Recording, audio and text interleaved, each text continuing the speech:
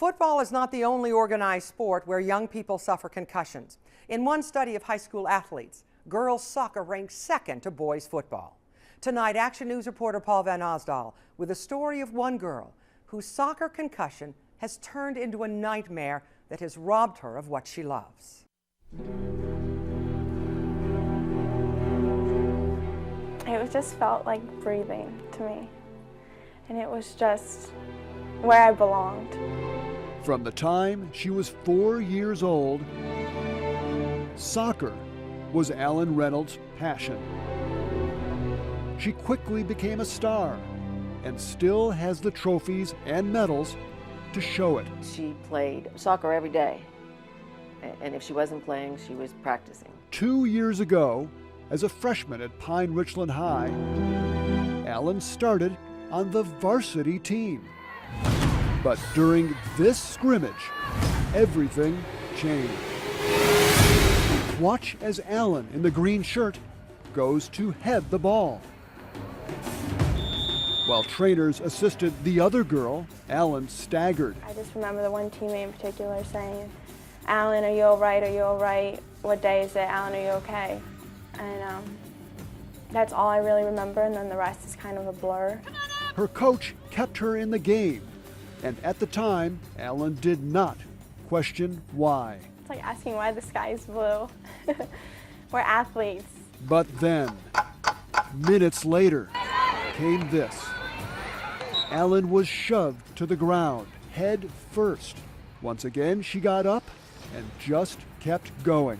A week later, she was cleared to play, but the pain would not subside. Where it became so unbearable that my brain felt like it was on fire, and I had to stay in my basement all the time, and the pain was so severe. It was impacting my life, my school. My friends didn't know I was lashing out. My mom didn't know who I was anymore. She spent almost 2 months in the den in the dark.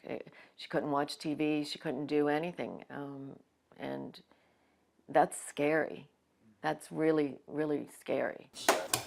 2 years later, Allyn is still dealing with the effects of her concussion, still not going to school. She spends most of her days where it's darkest, in the basement. If it's a cloudy day, as it was the day we visited, she can lie on her living room couch. When she's not sleeping, she's doing eye exercises. That's it. While Allyn's situation may seem extreme, I'm just resting. experts say concussions are especially tough on girls. Mickey Collins heads the UPMC Concussion Clinic. We do see a preponderance of 13 and 14-year-old girls coming through here that have a really hard time recovering from this injury. One big reason, girls lack the neck strength of boys. Dr. Robert Cantu of Boston University is one of the nation's leading concussion experts. What's happening to set up a concussion in most instances is a violent change in the position of your head. So if you see the blow coming and you have a very strong neck, you're much less likely to impact the same impulses to your brain. If you don't think girls soccer is physical, just watch the Plum High School team practice. We put a camera on one of the players. Watching from the sidelines was Julia Prokopik. She was 13 when she got a concussion. 2 years later, Julia is still recovering.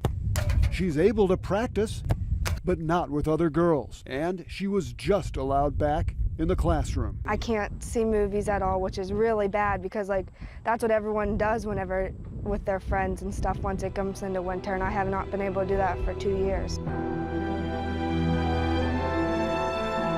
Allyn doesn't watch movies. She doesn't go to the mall. She doesn't go to dances. But she has traveled around the country seeing doctors. Not to worry. Sidney Crosby's doctor in Atlanta put her on this machine. Crosby says the machine helped cure him of concussion symptoms. But so far, nothing has worked for Allyn. This interview will be over. The lights will go off. You will stop watching this program. Oh, wow, what a touching story. Oh, this, all these stuff you'll hear. And you'll go back to your daily life. But I will go back to my basement, and I will go back to my eye exercises, and I will go back to having friends who don't understand, and a future where I don't know what's going to happen. Concussions are highly individualized. One person might recover quickly, whereas another, like Allyn, could take months and months. And doctors warn, if there are subtle lingering symptoms of concussion, the person is not fully recovered. Sally Wiggin, Channel 4 Action News.